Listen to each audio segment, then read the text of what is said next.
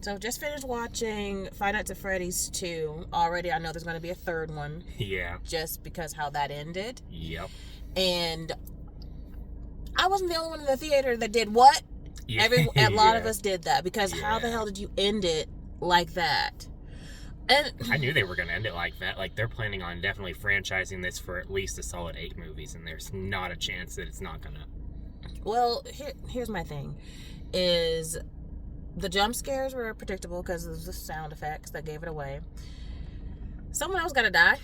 Oh, yeah. In these, they always have to die. I did like the nuance that they had for the, like, homage to the games. Mm-hmm. Like, this one dealt with him having to put the mask on because there was no door in the office. So I did like that. I'm confused. Isn't Vanessa supposed to be the rabbit?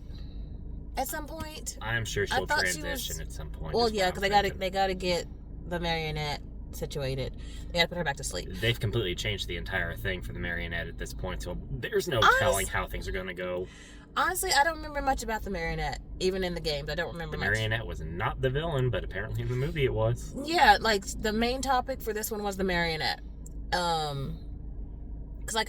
In the games, I remember the marionette popping up in that particular game. Mm-hmm. I remember it popping up, but it was still the animatronics that were the main villains. Main villains, really. I'm not mad at the change, to be honest. I'm not mad at it, but it's just I'm confused because it's a marionette. I'm confused because it's possessing people. Yeah, that's not a power that the marionette has ever had before, so that was a new thing. Yeah, like it's possessing people because, I mean, it killed the one girl and just took her face. Or it took over her body and then just left her dead when it was done with her. Yeah, but then it possessed this other person, and Andy? No. Yes. And then it possesses Andy, but she's still alive. And now it unpossessed... Abby. Thank you. I knew the name. It sounded off. I had to think about it for a second. I was like, wait, Andy's not right.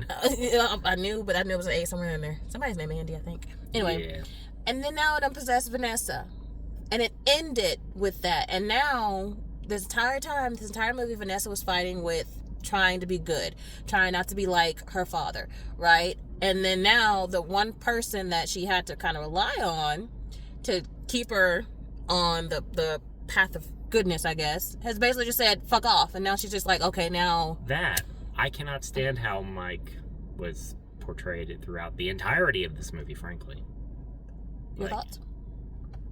Like, listen, I get that he is still dealing with a lot of his stuff the way she's dealing with a lot of her stuff, but I think telling her to just go away and get out is not the way to go about it. That was definitely the whole thing with it, because it was like, she kept hiding stuff. Like, first she didn't tell him about the first Fazbear's with the marionette. Yeah. First she didn't tell him about that, and then he had to find out through the father of the girl that died. And, okay. And then she didn't tell him, apparently she has a brother who was also named Mike. It's a running thing with the security guards named Mike. I'm catching that. Yeah, I'm a little confused about the decision to have a Mike and a Michael. But it's because every time there's a security guard, his name is Mike.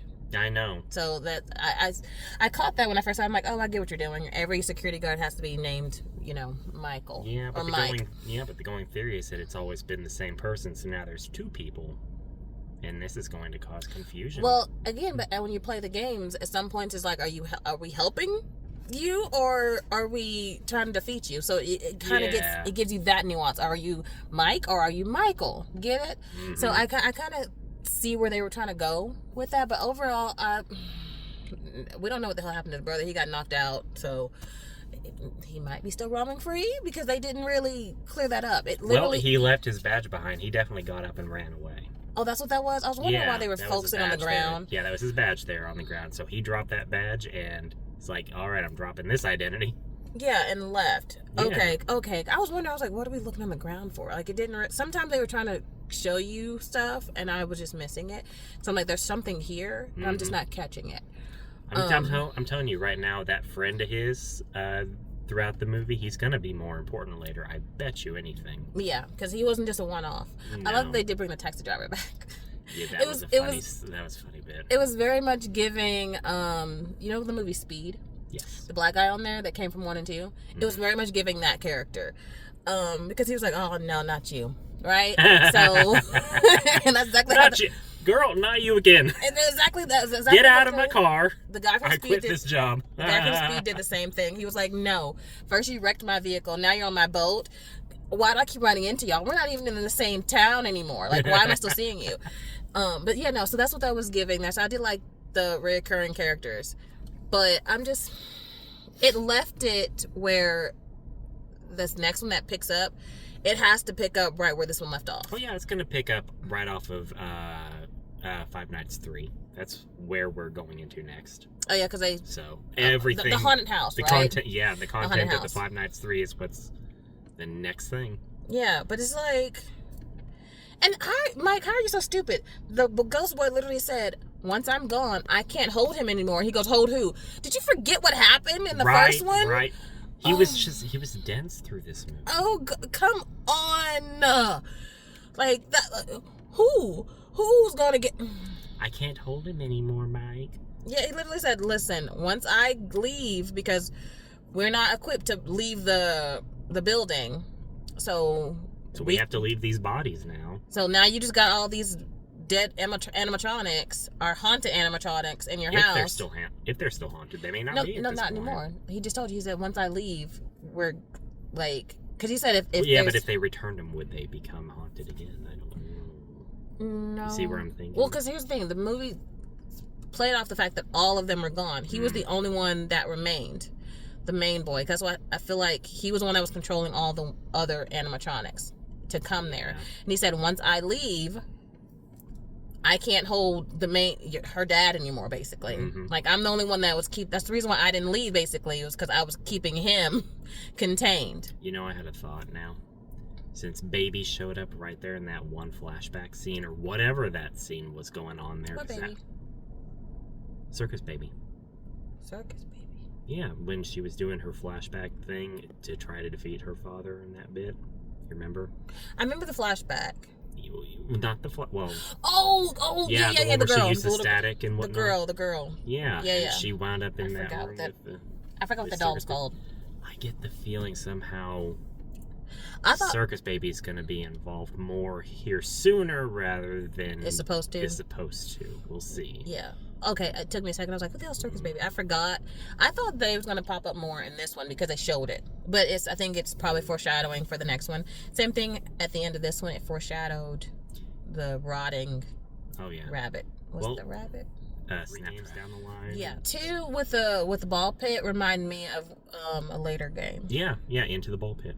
Yeah, Into the Ball. Yeah, so that one reminded me of that. And I guarantee you the black guy, the friend there, he's the one who's going to be involved with the Into the Ball Pit stuff whenever they start tackling it. How so?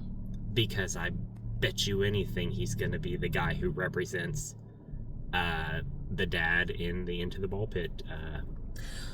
His kid? Yeah. That goes in there? Yeah. I bet you anything that's where they're going with it for him. He's going to become a central player sooner or later, whenever that happens. Maybe. Because at this point, what's her name? Abby? Abby. Got on my nerves in this one. A little, yeah. Because she was being stupid for stupid sake. So much idiocy. But so was Mike. But hers was even worse because it was like they're just blind trust. Yeah, like, oh, they're gone. They tried to kill you. I guess they misled. They were actually misled. They were actually ghosts. Whereas you got this one, the marionette. She just trying to kill all the parents that didn't. Vindictive. She trying to kill all the parents that didn't listen to her. Mm-hmm. And any other parent in the world, it seems. It got to that point that was the brother because he was like, everyone in this town's gonna die for fucking what? Like, I get what her thing was. Hers was just like, I want to go after all the parents that I literally said, hey, this little boy is missing. He's in trouble, and y'all all brushed me off. First of all, why didn't she go to his parents? I don't understand why, at the very top of the movie, all the parents just brushed her off from the start. I get it. It was like 1984, 3, whatever. But so, still. Not taking anything seriously. I get it. Yeah, in that time, things like that weren't taken serious, but... Yeah. No, at some point, one parent should have paid attention. Yeah. I don't care, because I kept saying, okay, I get it's 1983, but no. a parent at some point will look at the girl and notice that she's not just Not goofing off. She's literally in distress, and she's saying a kid is in trouble. Somebody should have been paying attention. So that entire sequence in the beginning ticked me off right there. Me too. From the rap, because I'm just like, from the rip, because I'm like, nobody. And then she comes out and screams and then dies, and y'all are still just shocked. And then she falls. Some of them just standing there like, I don't know what's happening. Yeah, like, she screams, the little boy wakes up and goes to his mom, great. But then when she dies and falls down into the marionette hole and comes back out, no one's screaming. No one's causing a ruckus. Only a handful of those kids are even remotely shocked. Yeah. And then she falls flat, and you see that blood on the back of her. And people are like, oh, well, it must have just been an accident. Not paying attention to the fact that it's stab wounds. Yeah, they scream, but then no one rushes to get her body. They just scream, and then she falls into the hole, and then she comes back out being held by the animatronic. And then they're just still staring at her, though, like this. Like, they're just staring. I'm like, okay, at some point, okay. And then the news articles talking about, oh, it was an accident. Those are stab wounds. I mean, they got shut down, so clearly they didn't listen to it. But it's the fact that nobody was arrested. See, I know that this movie is its own continuity, so fully expecting everything from the games or what have you is not a possibility. But at the same time, there comes a certain point where you're just like, how stupid can you get with it? Yeah, I like the nostalgia in it. I like seeing parts from the game being portrayed in the movies. It's just I could have sworn Vanessa was the rabbit later. Yeah, maybe she probably will become the rabbit later, because I mean, the marionette is probably going to get off the next movie, possibly somehow. Well, definitely this marionette possession of hers is going to warp her personality. That they probably need that to get her to be the bunny. You know what I'm saying? Yeah. Because that's what I was saying earlier was she was trying so hard not to go basically be insane like her brother and her dad.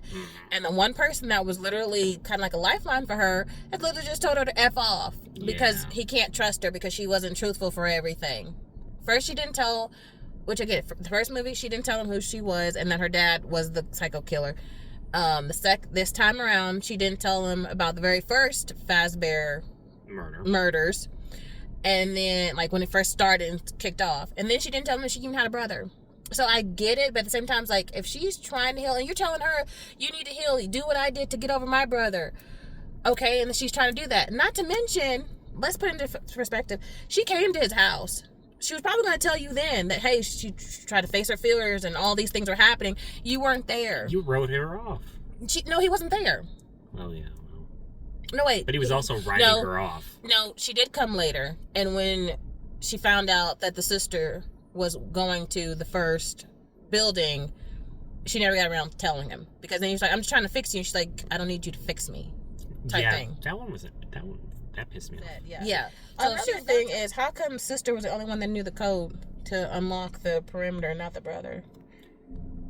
Yeah, that's definitely well, no, it was Charlotte who didn't know.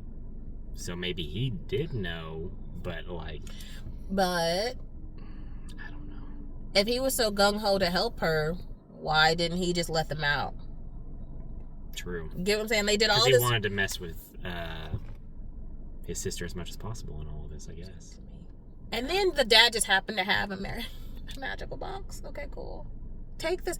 The dad knows she's possessed in that doll. Because why would you say? Had to have known. Because why would you say go back there and take this music box? It puts her to sleep. Okay, why haven't you ever gone back there and put the music box to put her to sleep? Whatever. Scared of her. I bet you anything. Well, yeah, but it's like how he was talking. It was like, she's there. Well, of course, we know he will be coming back when it comes time for the big fire. Assuming they continue to go with the big fire. Yeah. He's probably going to die, and then maybe that will set... they're all going to die. Yeah, but Charlotte will probably stop once her dad dies. Because she blames all humans. I mean, she blames all parents. Mm-hmm. Her parent, I thought that's who she was going to go after the first time, was her parent. Not everybody else's parent, but I get it. She specifically targeted, I think, at least, the people who she directly went to looking for help. Yeah, that's what I'm saying. When we were watching it, I was like, she's going after the parents that she went to. She only went to, what, 3?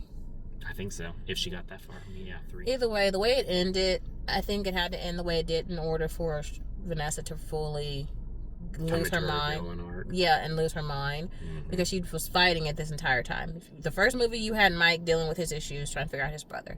This one, you had Vanessa trying to fight against basically what she was raised to be and how to be.